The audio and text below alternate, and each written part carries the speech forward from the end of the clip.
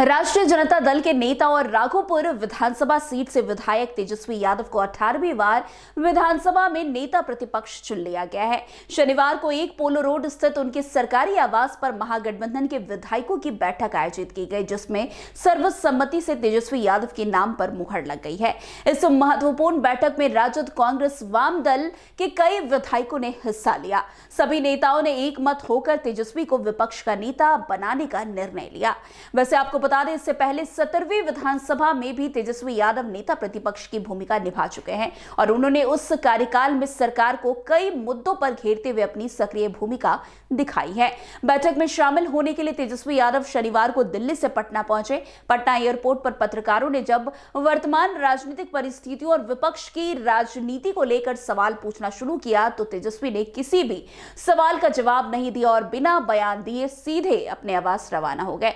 ये साफ संकेत था कि वे पहले पार्टी और सहयोगी विधायकों के साथ विचार विमर्श करना चाहते हैं, उसके बाद ही मीडिया से विस्तृत बातचीत संभव होगी। वैसे भारत की संसदीय व्यवस्था में नेता प्रतिपक्ष का पद बेहद अहम माना जाता है। इस पद को कैबिनेट मंत्री के दर्जे के बराबर माना जाता है।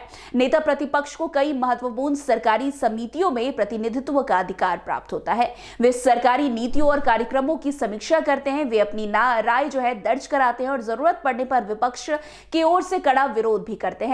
विधानसभा की कार्यवाही में विपक्ष की आवाज बनकर सरकार के फैसले पर नजर रखने की जिम्मेदारी भी इसी पद से के साथ जुड़ी हुई होती है। उन्हें वही सभी सुविधाएं और प्रोटोकॉल प्राप्त होते हैं जो किसी कैबिनेट मंत्री को मिलते हैं, जैसे सरकारी आवास, सुरक्षा, स्टाफ और अन्य संसाधन।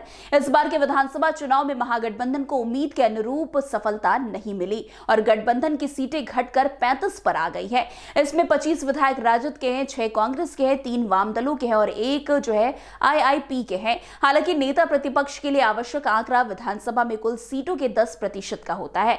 विधानसभा में कुल 243 सीटें हैं, इसलिए किसी भी दल के पास कम से कम 24 विधायक का होना अनिवार्य है।